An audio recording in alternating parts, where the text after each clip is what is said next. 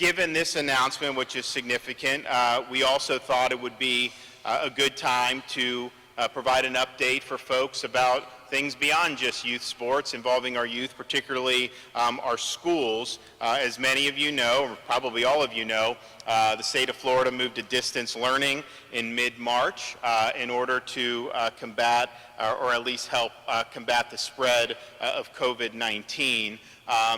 Working with the Department of Education, working with the superintendents, we've been able to provide a roadmap to announce the return of our schools to on-campus instruction and to bring long-term improvements to the instructional continuity using the federal funds provided through the CARES Act to make significant investments in our education system.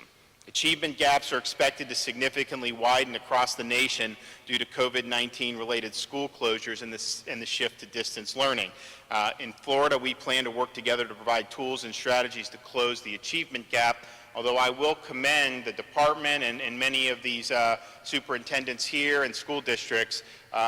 Florida, I think, probably fell behind less than other jurisdictions around the country. I think the distance learning was probably one of the most effective in the country. That said, having a teacher there, there's not going to be a substitute for that in-person instruction. But our plan maximizes the funding we got for the CARES Act. We want to best serve Florida students and educators, and we are going to be implementing the following. $64 million will be provided to close achievement gaps that have likely been exacerbated during the pandemic. We need to give teachers, students, and families the tools that elevate best practices needed to make decisions to set up students for success. These funds will provide a 4 to 5 week summer program on school campuses to students from K through 5 who are identified with a substantial deficiency in reading based on assessment and teacher recommendations. The plan also focuses on an intensive effort to improve student reading proficiency.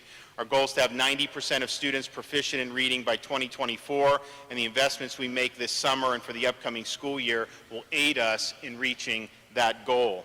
Within our plan, we invest $20 million to engage school districts and schools in identifying and adopting the best reading curriculum and supplemental instructional materials to drive teaching and learning from grades K through 3. Curriculum will be vetted by Just Read Florida. Additionally, we will dedicate $15 million to train and develop 2,000 highly effective reading coaches, develop and deploy strategies for in-classroom support with reading coaches, and develop regional support teams to identify and assist students with reading improvement. Plan includes over $223 million for early learning programs. This includes $55 million to provide financial assistance to child care providers that remained open during the crisis with infrastructure, personnel costs, cleaning supplies, and other costs to maintain a safe learning environment. $16.9 million in funding to high-quality child care providers who agree to reopen as part of Florida Schools' reopening plan. $20.9 million in funding for successful transition to kindergarten program to implement summer programs for approximately 45,000 rising kindergarten students identified with limited language and emergent literacy skills. $45 million is set aside as safety net funds to ensure students don't continue to have disruptions in their education. These funds include up to $30 million set aside to protect tax credit scholarships entering the school year, and up to $15 million in financial relief to assist schools that have a majority of public scholarship students to keep those students enrolled so they can continue their education as their parents see fit. This will protect funding for traditional K-12 schools by preventing large increases in enrollments if students were to lose their current scholarships. Through our plan, we also provide $8 million to allow every public school student graduating in the 2020-2021 academic year to take the ACT or SAT free of charge, and $5 million to expand civic literacy in our schools. Workforce training and job programs are also an important part of our K-12 system, and we include these important economic recovery programs in our Florida education plan. $35 million will be provided to increase capacity around short-term, in-demand technical certificate programs, market-driven and in-demand clock-hour career certificate programs and in-demand industry certificate preparation courses at Florida's 28 state colleges and the state's 48 technical colleges. $10.9 million we provided for career and technical education equipment grants to support K through 12 or post-secondary career courses. This plan also includes assistance and recommendations for education community and local officials to consider as they plan to reopen schools this summer and fall. At the same time, we believe those are locally driven decisions. We believe what that looks like may look different in Brevard than it does in Miami-Dade, than it does in Baker County. And so we want to empower not just the superintendents, but all the local stakeholders to be able to craft a solution that makes the most sense for that area. We also have $2 million for increased telehealth services for students experiencing difficulties during this transitional period.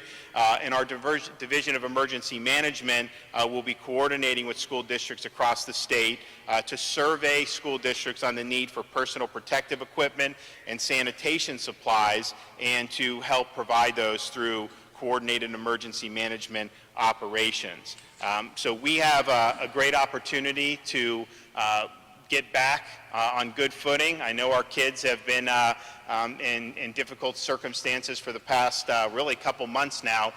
So as we transition into doing things in the summer, what you're starting to see, games like this are very important, and then getting back on our feet in the school year, I think is going to be really, really important for the well-being of our kids. But I also think it's important for a lot of parents who've had to juggle an awful lot over these last couple months. And so I want to thank our Commissioner of Education, Richard Corcoran, for really working hard, getting a lot of input from the superintendents, and coming up with a really solid plan that I think will make a big difference. So I want to invite Richard Corcoran up to say a few words.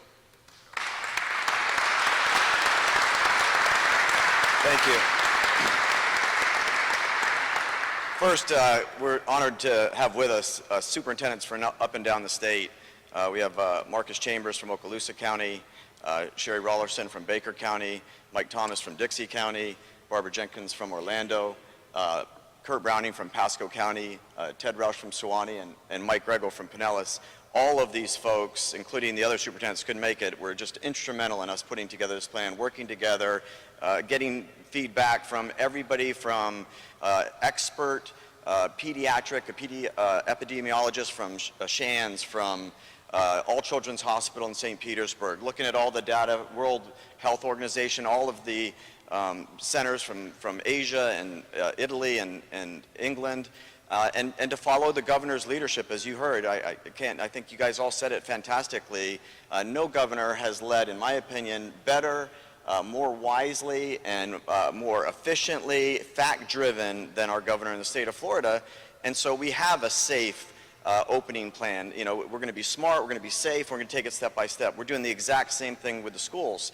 The message should be loud and clear. We are saying, with a strong recommendation to our great superintendents that we work with, we want schools fully open in the fall, because there is no better way to educate our kids than have that great teacher in front of that child. We also know that they are not at a low risk, they are at an extremely low risk, not only of contracting it, but even spreading it. All of that data is in. And so we're saying, let's get what we do know is, not having that world-class education with that teacher in front of that child, there is real, significant, long-term harm that you can't recover. And so we're saying, open up the schools, let's get the best educational environment, let's keep everybody safe in our educational community, and now attack, like no other state has before, the achievement gap.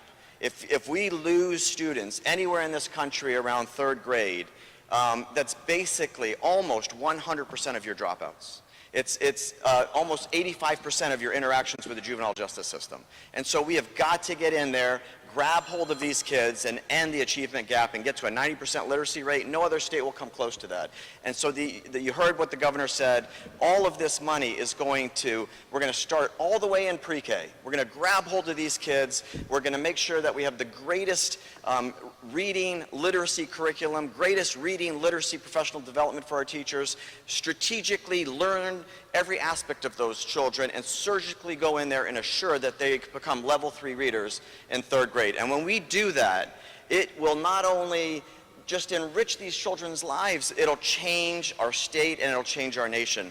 Everything that flows from that, more kids graduating, more kids getting degrees, more kids getting credentialed, more kids out there in the job force, more kids paying taxes, all of that will change our society. And so hats off to Governor DeSantis. I think going after the achievement gap in the way he is a game changer. I encourage the other 49 states to not only follow his lead on how you handle this crisis, but in attacking the achievement gap. And I want you guys to hear, we have Superintendent Grego, I want you to hear from him, and we also have President Greg Hale from Broward. The credentialing, we're literally have over 100 credentials now that we'll be funding through this governor's money that gets in 20 weeks, quick, valuable, high-wage, high-skill credentialing and something they can build on top of that, which gets us all the way back to the governor's one of his earliest executive orders.